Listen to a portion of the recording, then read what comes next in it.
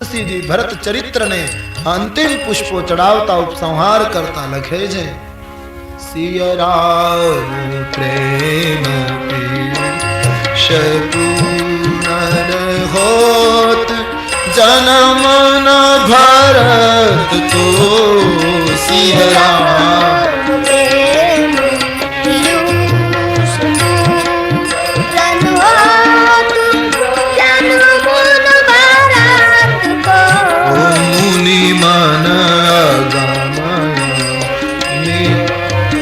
समदम विषव्रत आचरत को दुख दावदारी बरूषण सुयसमिष अपहरत को कलिकाल तुलसी से अठिराम सनमुख करत को सिया राम प्रेम पीयूष पूरन होत जन्म भरत को भरत नो जन्म न थयो होत तो मुनियों ना मन ने अगम एवा संयम नियम कोण पाळत बाबाजी कहे भरत नो जन्म न थयो होत तो मारा जेवा आ भीषण कलियुग नी अंदर शठ ने कोण रामनी सन्मुख लई जात कलिमलहारी पावन चरित्र અને એની કથાને જે સાંભળશે એને સીતારામજીના ચરણારવિંદમાં પ્રેમ ઉત્પન્ન થશે સંસારના વિષયોમાં વૈરાગ્ય આવશે આવું પ્રેમદાનનો આશીર્વાદ આપી બાબાજી અયોધ્યાકાંડ પૂરો કરે ઇતિ શ્રી રામચરિતમાનસે કલિકલ સકલ કલિકલુષ વિધ્વંસને વિમલ વૈરાગ્ય સંપાદનો નામ દ્વિતીયઃ સોપાન अयोध्याकांड समाप्त श्री सीताराम चंद्रार्पणमस्तु बोलिए रामचंद्र भगवान आगळनी कथा 2:30 वागे प्यार से बोलिए बोलिए रामचंद्र भगवान श्री बाल कृष्ण लाल की सद्गुरु देव की ओम नमः पार्वती पतये हर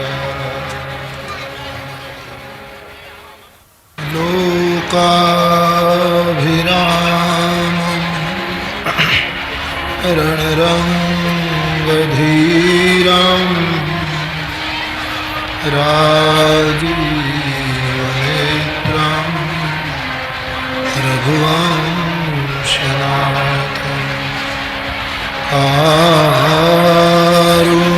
कारुण्यरूपं करुणाकरं तं श्रीरामचन्द्रं शरणं मनोजवं मारुततुल्यवेगं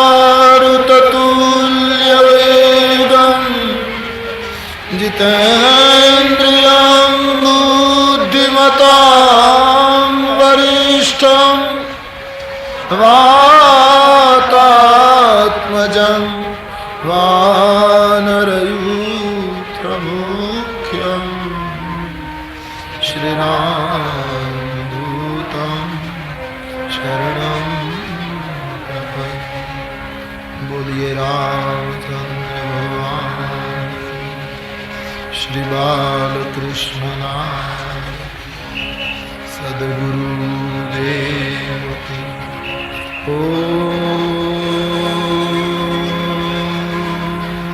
नमः पार्वतये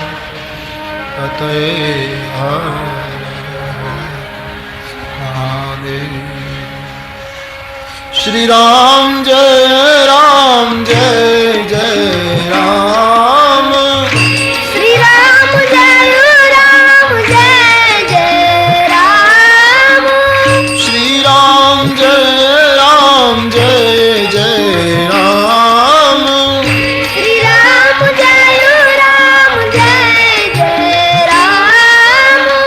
श्री राम जय राम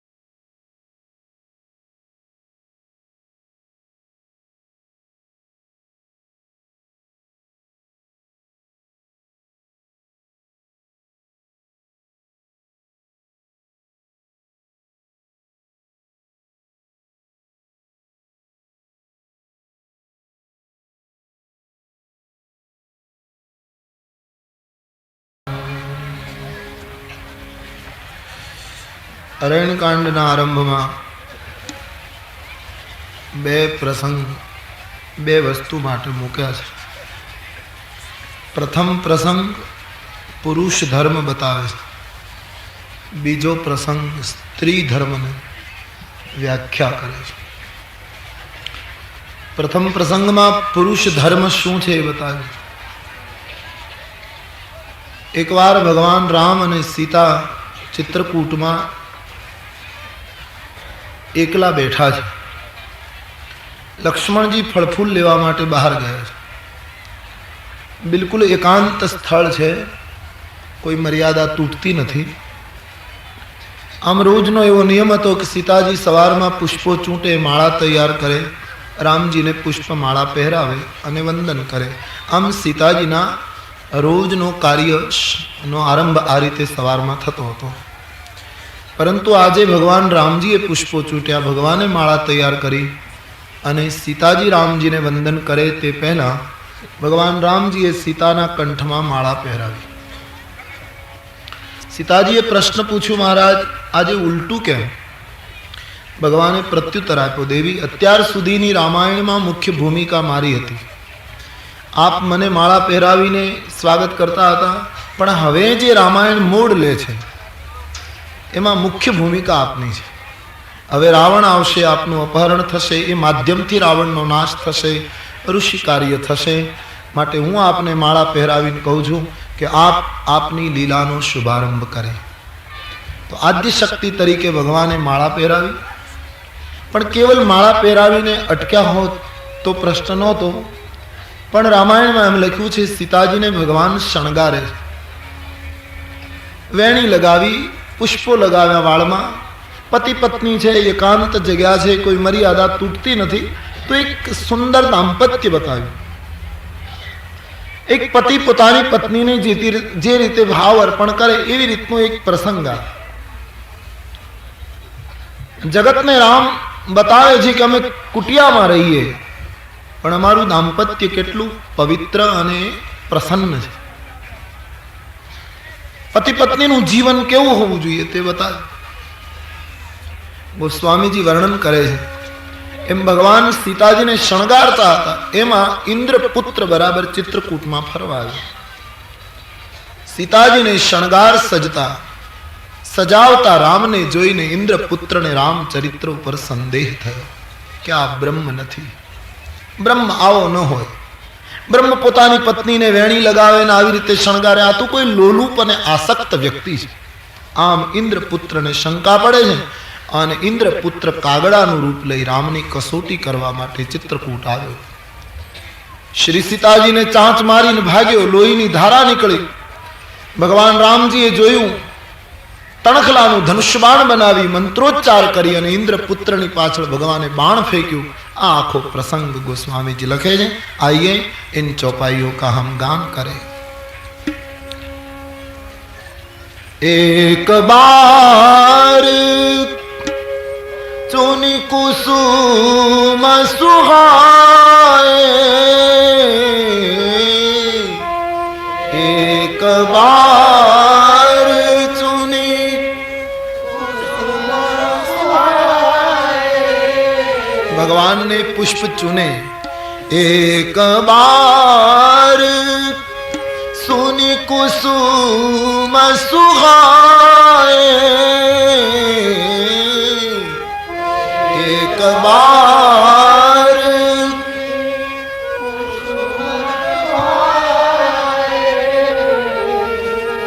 निज कर भूषण राम बनाए, निज कर भूषण राम बनाए, निज कर भूषण राम बनाए.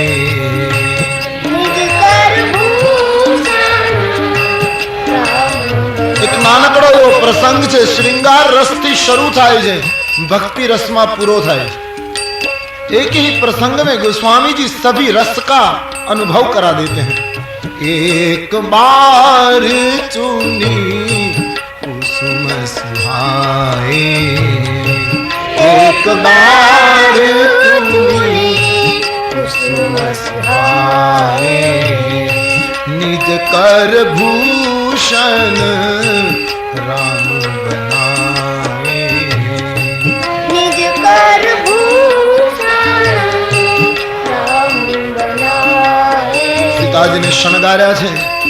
ઇન્દ્રનો પુત્ર આવ્યો છે, કાગડાનું રૂપ લે છે.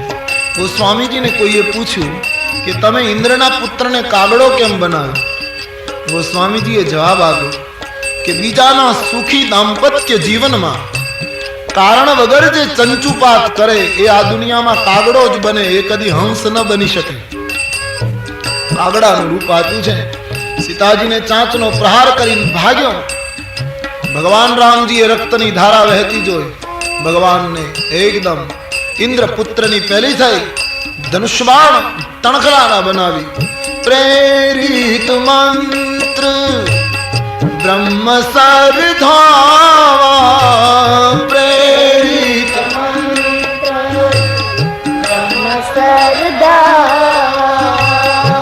ચલા ભાજી બાયસ ભય પાવા ચલા ભાજી બાયસ ભય પાવા. એકદમ મંત્રોચ્ચાર કરીને બાણ ફેંક્યું. આગળ ઇન્દ્ર પુત્ર, પાછળ પ્રભુનું બાણ. ગોસ્વામીજી ઇન્દ્ર પુત્રનું નામ માનસમાં નથી લખતા. કોઈએ કહ્યું ઇન્દ્ર પુત્ર સુરપતિ સૂત શબ્દનો પ્રયોગ કર્યો, કેમ નામ ન લખ્યું? ગોસ્વામીજી કહે ભગવાનના ચરિત્ર ઉપર સંદેહ કરે એનું નામ માનસમાં નહીં લખો. ભાગ્યો. ભગવાનનું સુસવાટા કરતું બાણ પાછળ. કાળના બાણને જોતા ઇન્દ્રપુત્રને ખાતરી થઈ ગઈ કે રામ બ્રહ્મ છે. કાળનું બાણ છૂટે પછી તો સમાજમાં બધાને ખાતરી થાય કે રામ બ્રહ્મ છે, પણ ત્યારે ઘણું મોડું થયું હોય. ઇન્દ્રલોકમાં ગયો, ઇન્દ્રએ ધક્કો માર્યો. બ્રહ્મલોકમાં ગયો, બ્રહ્માએ ધક્કો માર્યો. કોઈ રાખતું નથી. ગોસ્વામીજી કહે રામ દ્રોહીને કોણ રાખે? જ્યાં જાય ત્યાં બધાએ ધક્કો માર્યો. ભગવાનનું બાણ પાછળ છે. માનસમાં એમ લખ્યું છે બધાએ ઠુકરાવ્યો. અને આ જગતનો નિયમ છે કે જ્યારે બધા ઠુકરાવે ત્યારે સંતો સ્વીકારે. તમામ લોકો વિરોધી બને ત્યારે સંત આશ્રય આપે. ભયભીત થયેલો જતો હતો એમાં નારદજી જોઈ ગયા. નારદ દેખા વિકલ જયંતા નારદ દેખા नारद देखा विकल जयंता नारद देखा लागी दया कोमल चित संता लगी दया कोमल चित संता लागी दया कोमल चित संता.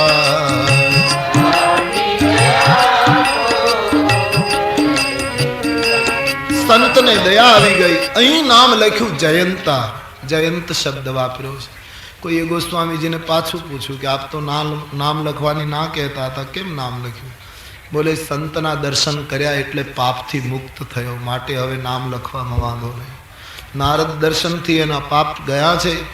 જયંતને વિકળ જોઈ સંતને દયા આવી. નારદજીએ જયંતને ઠપકો આપ્યો કે તે રામનો અપરાધ કર્યો અને શરણાગતિ ઇન્દ્ર પાસે. જેનો અપરાધ કર્યો હોય એની ક્ષમા મંગાય. अपराध रामनो અને शरणागति ब्रह्मलोक में ये कहाँ का न्याय? ज्यादातर जगत ऐसी विचारधारा में जी रहा है. આપણે પણ અપરાધ ભાઈ નો કરીએ, અપરાધ ગ્રાહક નો કરીએ, અપરાધ વ્યક્તિ નો કરીએ, માફી માંગવા મંદિરોમાં જઈએ. અપરાધ જેનો કર્યો હોય એની ક્ષમા માંગો. મંદિરમાં બેઠેલ દેવ સાક્ષી છે, એની પાસે જઈને કબૂલાત કરો. બાકી જેનો અપરાધ કર્યો હોય એની માફી માંગવી છે. અપરાધ વ્યક્તિનો, માફી મંદિરોમાં. એ કયું તત્વજ્ઞાન? નારદ જેવા સંતે ખૂબ સુંદર ચોખવટ કરી. જા પાછો રામ પાસે, જેનો અપરાધ કર્યો એના પગ પકડ. સંતને દયા આવી. જયંતને સાચો રસ્તો બતાવ્યો. જયંત આવ્યો પાછો રામના શરણે. ભગવાન રામજીએ દયા કરી. તુલસીદાસજી કહે એને મારી જ નાખવો જોઈએ. માતાના ઉપર ચરણ ચાંચ પ્રહાર કર્યો, પણ ભગવાને દયા કરી. એક નયન કરી તજા ભવાની, એક આંખ કરી નાખી. જયંતની એક આંખ ફોડી. એનો અર્થ એમ પણ થઈ શકે કે ભગવાને એક દ્રષ્ટિ આપી, કે જગતને એક દ્રષ્ટિ. જેમ આપણા પુરાણોમાં શુક્રાચાર્ય મહારાજની આંખ ફોડવામાં આવી બલિરાજાના યજ્ઞમાં. પણ અમુક મહાત્માઓનું એવું મંતવ્ય કે ઈશ્વર કોઈની આંખ ફોડે નહીં. તો પછી એક નયન કરી તજા ભવાની, એક આંખ કરી, એક દ્રષ્ટિ કરી. એનો અર્થ જયંતને આંખ હતી જ નહીં, ભગવાને કૃપા કરીને એક દ્રષ્ટિ આપી. બીજાના જીવનમાં શંકા કરે, સંશય કરે, એ બધા મોહાંધ લોકો, અંધ છે. ભગવાન કૃપા કરે ત્યારે તો જીવનની એક દ્રષ્ટિ પ્રદાન કરે. એક નયનનો અર્થ એક દ્રષ્ટિ જીવનની અર્પણ કરે. જયંત ભગવાનની ક્ષમા માંગીને ગયો છે. આ પ્રસંગ થયા પછી ચિત્રકૂટમાં પ્રભુને થયું, હવે લોકો મને ઓળખવા માંડ્યા છે, હું વધારે અહીં રોકાઈશ તો મારું બ્રહ્મત્વ ખુલ્લું પડશે. 13 વર્ષ થઈ ચૂક્યા, હવે મારે દક્ષિણની યાત્રાનો આરંભ કરવો જોઈએ. ભગવાન રાઘવેન્દ્ર ભીલોને મળી, ઋષિમુનિઓને મળી, હવે ચિત્રકૂટ છોડે છે. ભીલોને ગમ્યું નથી.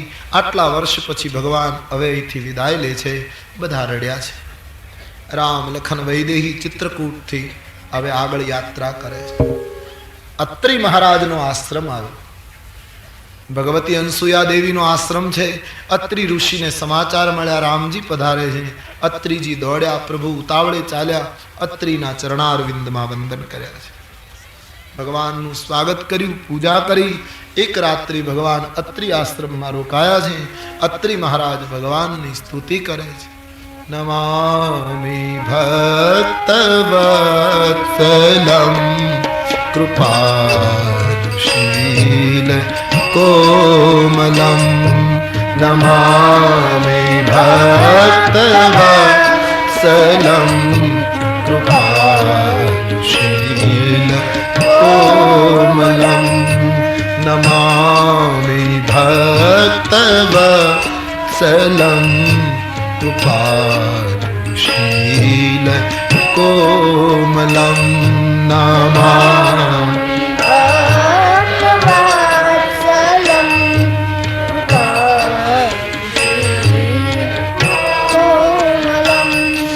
ભજામિ તે પદાંબુજં અકામિના સદામદં.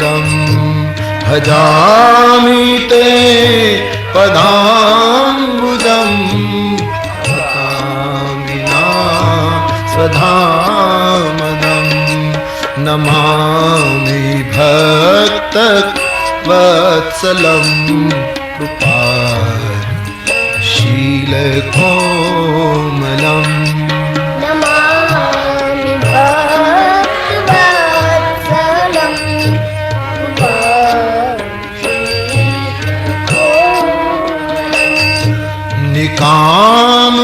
નિકામુષામ સુંદરમ ભવાંબુનાથ મંદરમ. નિકામુષામ સુંદરમ ભવાંબુનાથ મંદરમ. પ્રફુલ્લ કંજલોચનમ મદાદોષ મોચનમ. પ્રફુલ્લ કંજલોચનમ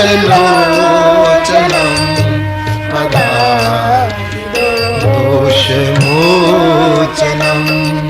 નમામિ ભક્તવત્સલમ કૃપાશીલ કોમલમ. નમામિ ભક્તવત્સલમ કૃપાશીલ કોમલમ. પ્રલંબ બાહુ વિક્રમં પ્રભો પ્રમેય વૈભવં. પ્રલંબ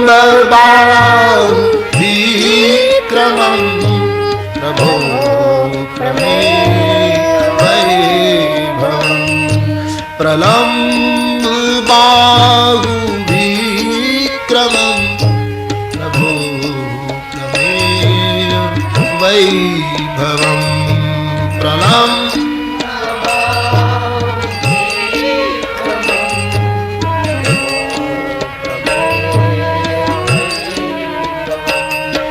निशङ्गचातुसायकं धरं लोकनायकं निशङ्गचातुसायकं धरं लोकनायकं निशङ्गचातुसायकं धरं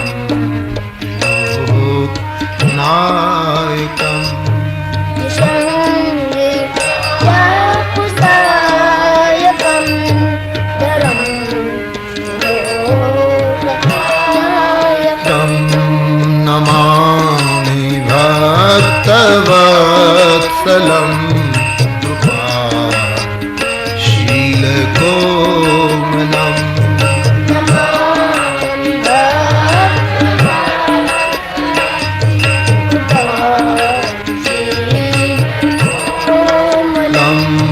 भजामि ते पदाम्बुजम् अकामिना स्वधामदम् ते पदाम्बुजम् अकामिना स्वधामदम् ભક્તિનું વરદાન પ્રાપ્ત કર્યું છે. એક રાત્રિ મુકામ થયો એટલે સીતાજીએ અનસુયા માના ચરણમાં વંદન કરીને કહ્યું, માં, આપ પાતિવ્રત્ય ધર્મની આચાર્યા છો, મને નારી ધર્મ માટે કંઈક કહો. સીતાજીને અનસુયાએ કહ્યું, આપ તો સાક્ષાત જગદંબા છો, હું તમને શું નારી ધર્મ સમજાવું, પણ તમને માધ્યમ બનાવીને ભવિષ્યનો નારી સમાજ નારી સંહિતા સમજી શકે એટલા માટે હું તમને નારી ધર્મ વિશે મારા વિચારો રજૂ કરું. અનસુયાજીએ નારી ધર્મ સમજાવ્યો છે. અનસુયાજીની દ્રષ્ટિમાં સ્ત્રીઓના 4 પ્રકાર રામચરિતમાનસમાં લખ્યું છે. આ પ્રસંગને મહાત્માઓ અનસુયા ગીતા કહે છે. 4 પ્રકારની સ્ત્રી, ઉત્તમ, મધ્યમ, નીચ અને કનિષ્ઠ. उत्तम प्रकारनी स्त्री कौन, मध्यम प्रकारनी स्त्री कौन, ये क्रमशः वर्णन કર્યું છે. કે उत्तम के यस बस मन माही, सपने आन पुरुष जग नाही. उत्तम के यस बस मन माही, सपने आन पुरुष जग नाही. सपने आन पुरुष जग नाही. सपने आन पुरुष जग नाही. अने माध्यम पर पति देख कैसे, भ्राता पिता पुत्र नीत जैसे. मध्यम पर पति देख कैसे, भ्राता पिता पुत्र नीत जैसे. भ्राता पिता पुत्र नीत जैसे. भ्राता पिता पुत्र नीत जैसे. उत्तम प्रकारनी स्त्री એ છે જેને સ્વપ્નમાં પણ પોતાના પતિ સિવાય કોઈનું દર્શન ન થાય. સાક્ષાત ઈશ્વર દર્શન આપવા આવે તો પણ એ એમ કહે કે મારા પતિના રૂપમાં દર્શન આપો. આ પરાકાષ્ઠા છે, નારી સમાજનું ગૌરવ છે. સ્વપ્નમાં પણ જેને પતિ સિવાય બીજું કોઈ ન દેખાય તે ઉત્તમ પ્રકાર. બીજા પ્રકારની સ્ત્રી એ છે કે ઉંમર પ્રમાણે દ્રષ્ટિ કરે. મોટી ઉંમર હોય તો પિતા માને, સમવયસ્ક હોય તો ભાઈ માને, નાની ઉંમર હોય તો પુત્ર માને. આવા ભાવથી બીજી વ્યક્તિને જુએ એ બીજા પ્રકારની સ્ત્રી. ત્રીજા પ્રકારની સ્ત્રી જેનું મન અમંગલ વિચાર કરે પણ એને ધર્મ અટકાવે, બાપ દાદાની ખાનદાની એને અટકાવે, તારાથી આમ બોલાય નહીં, તારાથી આમ વર્તાય નહીં. ધર્મ અને પરંપરા જેને અભદ્ર બનતી અટકાવે એનું નામ ત્રીજા પ્રકારની સ્ત્રી. મન વિકૃત બને પણ ધર્મ અને પરંપરા એને રોકી દે. ત્રીજો પ્રકાર. ચોથા પ્રકારની સ્ત્રી જેને ધર્મ ન રોકી શકે, જેને પરંપરાની કંઈ પડી ન હોય, પણ સમયનો અભાવ અને કોઈનું એના ઉપર દબાણ, આ બે વસ્તુને લીધે જે અભદ્ર બનતી અટકે એ છેલ્લા પ્રકારની સ્ત્રી. રામચરિતમાનસમાં સ્પષ્ટ લખ્યું છે કે સ્ત્રીએ કશુંય કરવાનું રહેતું નથી, વગર શ્રમે એ મુક્તિની અધિકારી બને, પણ મન વચન કર્મથી છળ કપટ છોડી અને પાતિવ્રત્ય ધર્મ પાળે. બીનું શ્રમ નારી પરમ ગતિ લહી. છળ કપટ છોડીને પતિવ્રતા ધર્મનું આચરણ સ્ત્રી કરે તો એની મુક્તિ સુલભ બતાવે છે. પતિમાં ઈશ્વરનું દર્શન, પતિમાં પરમાત્માનો ભાવ આ સ્ત્રીનો ધર્મ છે, એના માટે મુક્તિ સુલભ બતાવે છે. પતિમાં જો આવો ભાવ ન જાગે, પતિનું અપમાન કરે, તો રામાયણમાં એના માટે કડી આલોચના આવી છે. વિધવા હોય પાઈ તરુણાઈ. ગોસ્વામીજી જરા આક્રમક બની લખે છે. ધર્મગ્રંથોમાં એવો નિયમ છે, બ્રાહ્મણ સંધ્યા ન કરે તો ભગવાન શંકર એનો રુદ્રાભિષેક સ્વીકારતા નથી. બ્રાહ્મણે સંધ્યા કરવી જ જોઈએ. સંધ્યા કર્યા વગર બ્રાહ્મણ રુદ્રાભિષેક કરે તો શિવ સ્વીકાર્ય નથી બનતો. એમ સ્ત્રી પોતાના પતિમાં ઈશ્વરનું દર્શન ન કરે અને પછી ગમે તેવું ધાર્મિક વાતાવરણ ઊભું કરે, ધાર્મિક આચરણ કરે, ઈશ્વર એની ધાર્મિકતાને કબૂલ કરતા નથી.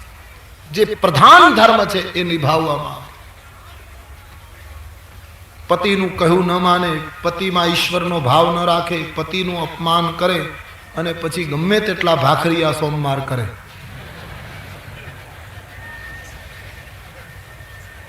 એનો શું અર્થ? ભારતીય નારીનો આ ધર્મ છે, એટલા માટે બલપૂર્વક બોલું. જે દેશમાં ગાર્ગી, સીતા આવા મહાન વ્યક્તિત્વો થયા છે, પતિએ પરમેશ્વર, પતિએ દેવ, પતિએ ભગવાન, આ ભાવ નારીના જીવનમાં આવવું જોઈએ. પતિ એ જ ઈશ્વર. પણ આવું ભાર દઈને બોલીએ ને કે પતિ એ જ ભગવાન, પતિ એ જ દેવ, એટલે પુરુષો એમ માને કે આપણે તો બધા ભગવાન. નહીં, હવે આપણો વારો. સ્ત્રી પુરુષમાં દેવનું દર્શન કરે એનો અર્થ પુરુષે પણ એટલો જ ભાવ રાખવાનો, પત્નીમાં દેવીનું દર્શન કરવાનું. જે પુરુષ પોતાની પત્નીમાં નારાયણીનું દર્શન ન કરી શકે એ પુરુષનું પતિત્વ ખામી ભરેલું ગણાય. આર્ય સંસ્કૃતિ બંનેને અન્યોન્ય રાખે. જે નારી પતિને પગલે પગલે આટલું બલિદાન અને સમર્પણ આપે, પતિમાં દેવનું દર્શન કરે, એ પુરુષની પણ ફરજ છે કે પત્નીમાં દેવીનું દર્શન કરે. પુરુષને પણ લાગુ પડે. હું કલકત્તામાં કથા કહેતો હતો, પછી મને દુર્ગા પૂજાનો દેશ એ તો બંગાળ, તો એમાં મેં જાણ્યું કે બંગાળમાં અમુક જ્ઞાતિઓમાં એવો નિયમ છે કે દેવીના મંદિરમાં લગ્ન થાય. પછી અમુક જ્ઞાતિઓમાં એવું મેં જાણ્યું છે. પછી પરણીને ઘરે આવે દંપતી, તો વરરાજો પહેલું કામ એ કરે કે કન્યાને પાટલા ઉપર બેસાડે અને કન્યાની પૂજા કરે. વરરાજો આવો એક નિયમ છે ત્યાં. એનો અર્થ એમ કે મારે ઘરે આજ લક્ષ્મી આવી છે, મારે ઘરે આજ નારાયણી આવી છે, મારા ઘરે આજ શક્તિ આવી છે, આવો ભાવ છે. વરરાજો પત્નીની પ્રથમ પૂજા કરે લગ્ન થયા પછી. પહેલું કામ એનું એ. કેટલો સરસ સંસ્કાર કહેવાય. અને આપણે અહીંયા આવું કોઈ કરે, પરણીને આવે, પાટલો નાખીને પત્નીને બેસાડીને તિલક કરીને આરતી ઉતારે તો દુનિયા એમ કહે મરદ જેવો મરદ. અત્યારથી આરતી શરૂ કરી. આપણા બધા અર્થઘટનો અવળા છે. નારીમાં એક નારાયણી જોવાનું જે આપણું ઋષિઓનું દ્રષ્ટિબિંદુ, એ વચ્ચેના કાળમાં હું તમે ચૂકી ગયા. નારી ગૌરવ સચવાવું જોઈએ આ દેશમાં. અનેક રૂપે નારીનું દર્શન આપણે મૈથિલીને ઠીક કહા. નારી જીવન હાય तुम्हारी यही कहानी। नारी जीवन हाय तुम्हारी यही कहानी। आंचल में है दूध और आंखों में है पानी। नारी जीवन हाय तुम्हारी यही कहानी।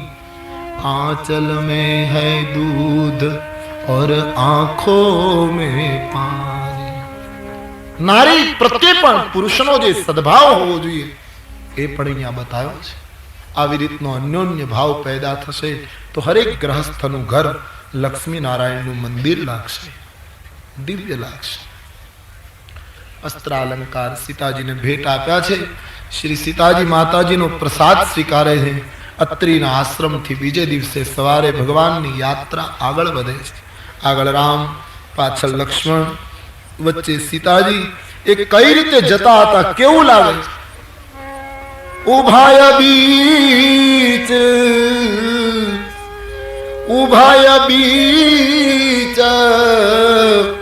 શ્રી सोहति कैसे।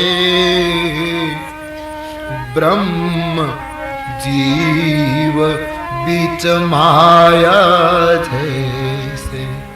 ब्रह्म जीव बीच माया जैसे। राम ने लक्ष्मण नी वच्चे सीताजी केम शोभे छे?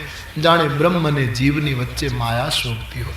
राम आगळ ब्रह्म, सीताजी पाछळ माया। लक्ष्मण કેટલી સુંદર યાત્રા। માયા ઈશ્વરની પાછળ ચાલે, જીવ માયાની પાછળ ચાલે। આ રીતે યાત્રા છે। રસ્તામાં વિરાધ નામનો એક રાક્ષસ મળ્યો છે। ભગવાને આવતા વેત વિરાધને માર્યો છે। પછી તો શરભંગ નામના એક સંત મળ્યા છે। શરભંગજીને ભેદ ભક્તિ અર્પણ કરી છે। અનેક ઋષિમુનિઓ ભગવાનને મળ્યા। ભગવાને મહાત્માઓને પૂછ્યું કે આટલા બધા હાડકાઓના ઢગલા કેમ પડ્યા છે વનમાં? કહ્યું આપ તો અંતર્યામી જાણો છો। રાક્ષસો અનેક ઋષિમુનિઓને ખાઈ ગયા, એના અસ્થિ છે। ભગવાને પ્રતિજ્ઞા કરી રાક્ષસ વગરની ભૂમિ કરી નાખીશ અને તમારા આશ્રમે આવી આવીનું સુખ આપીશ। તમામ ઋષિઓને આશ્વાસન આપી ભગવાન આગળ વધ્યા છે। રસ્તામાં સુતીક્ષ્ણ નામના એક संत મળ્યા। અગસ્ત્ય મહારાજના શિષ્ય ખૂબ જ રામ પ્રેમી છે। ભગવાન આવે છે અને સાંભળતા સુતીક્ષ્ણ મહારાજ નાચે છે। એના હૃદયનો પ્રેમ જોઈ ભગવાન એના હૃદયમાં પ્રગટ થયા છે। અતિશય પ્રીતિ દેખી રઘુબીરા પ્રગટે હૃદય હરણ ભવભી। સુતીક્ષ્ણના હૃદયમાં પ્રભુએ દર્શન આપ્યા। પછી તો મૂળ રૂપ પ્રત્યક્ષ પણ દર્શન આપ્યા। સુતીક્ષ્ણએ ભગવાનની સ્તુતિ કરી। ભગવાને માંગવાનું કહ્યું ત્યારે સુતીક્ષ્ણએ કહ્યું મને માંગતા નથી આવડતું। ભગવાને જ્ઞાન ભક્તિ વૈરાગ્યથી જીવન ભર્યું। પછી સુતીક્ષ્ણએ એક વસ્તુ માંગી। ભગવાનને કહ્યું મહારાજ આપ આપવા ઈચ્છતા હો તો મારું જીવન અભિમાનથી ભરી દો। લક્ષ્મણજીને નવાઈ લાગી કે ભક્તો ઘણા મળે પણ અભિમાન માંગનારો ભક્ત પહેલી વાર મળ્યો। અભિમાન? હા, કયો અભિમાન? આસયાભિમાન જાઈ જાની ભોરે मैं सेवक रघुपति पति मोरे। આવો અભિમાન મારા જીવનમાંથી ક્યારેય જવો ન જોઈએ કે હું રામનો સેવક છું અને રામ મારા માલિક છે। હું કૃષ્ણનો પુત્ર છું, કૃષ્ણ મારો પિતા છે। હું ગીતા અને ગાયત્રીનું સંતાન છું। હું ઋષિના દેશની ભૂમિનું સંતાન છું। આવો સાત્વિક અભિમાન પ્રત્યેક નાગરિકમાં હોવો જોઈએ। સિંહ ગર્જના કરે ને એને અહંકાર ન કહેવાય, એ એનો સ્વભાવ છે। समुद्र गर्जना करे एनो अहंकार न कहवाय, ये एनो जातिजन्य स्वभाव छे। एम भारत में जन्मेलो माणस हूँ गीतानो दीकरो छूं, रामनु संतान छूं एवी घोषणा करे ने अहंकार न कहवाय, ये एनो जातिजन्य स्वभाव छे। आवुं गौरव तो होवुं ज जोईए माणस।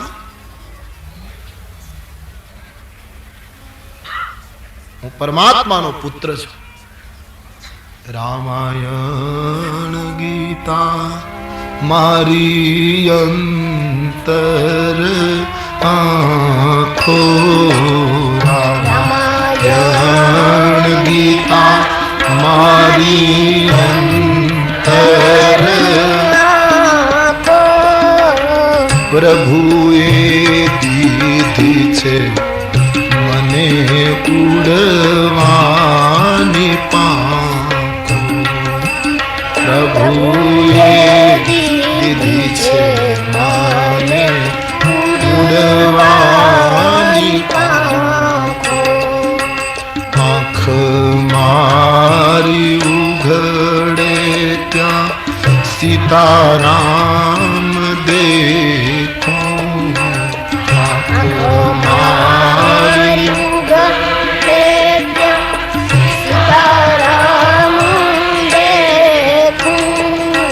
ધન્ય મારું જીવન કૃપાએ નિલેખું. ધન્ય મારું જીવન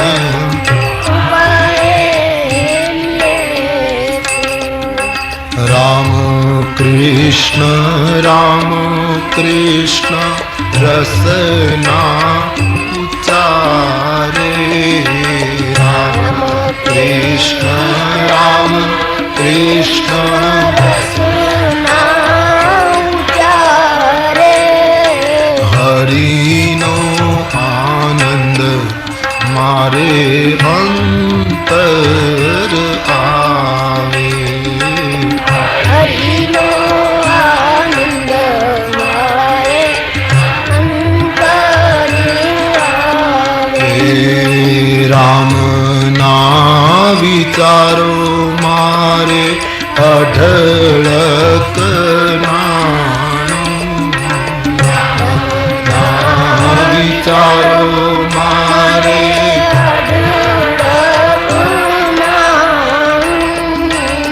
ગાવું મારે નિષદીન રામનું જગાણું.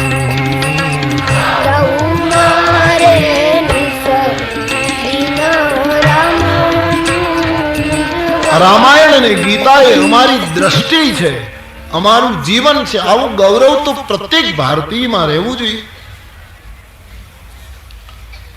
આવો અભિમાન મારામાંથી ક્યારેય જાય નહીં. હું રામનો પુત્ર છું. પછી અગસ્ત્ય સુતીક્ષ્ણએ કહ્યું, મહારાજ ઘણા દિવસથી ગુરુના દર્શન નથી કર્યા, આપ મારી સાથે આવો, મને ગુરુના દર્શન થાય, આપ મારા ગુરુને દર્શન આપો. સુતીક્ષ્ણ મહારાજ રામ લખન વૈદેહીને લઈને ગુરુદેવ પાસે આવે છે. અધિકારી શિષ્ય ગુરુને પરમાત્માની પ્રાપ્તિ કરાવે. અગસ્ત્ય મહારાજ દોડ્યા છે, રામના દર્શન કર્યા, ધન્ય વિના છે. એક રાત્રિ મુકામ અગસ્ત્ય આશ્રમમાં કર્યો છે. બીજા દિવસે ભગવાને અગસ્ત્યજીને પૂછ્યું, બાપજી રાક્ષસને મારવાનો મંત્ર બતાવો. અગસ્ત્ય મહારાજ કહે, આપ કાળના કાળ છો મહારાજ, હું આપને શું મંત્ર બતાવું? છતાંય આપે મને પૂછ્યું છે, તો આપ અહીંથી આગળ જશો તો દંડકા રહીને આવશે. મહાત્માઓના શાપને લીધે જંગલમાં વૃક્ષોને ફળફૂલ નથી આવતા, બધા શુષ્ક વૃક્ષો છે, પાનખર છે. ગોદાવરી નામની નદી છે, ત્યાં પંચવટી નામનું સ્થાન છે, ત્યાં આપ નિવાસ કરો, ત્યાંથી રાક્ષસ વિનાશની આપને સુવિધા રહેશે. ભગવાન રામ લખન વૈદેહી અગસ્ત્ય આશ્રમ છોડી નીકળ્યા. રસ્તામાં ગીધરાજ જટાયુ સાથે મિત્રતા થઈ અને ભગવાન ગોદાવરીને કિનારે પંચવટીમાં આવ્યા. બે પર્ણકુટી તૈયાર કરી, સીતારામજી માટે, એક લક્ષ્મણજી માટે.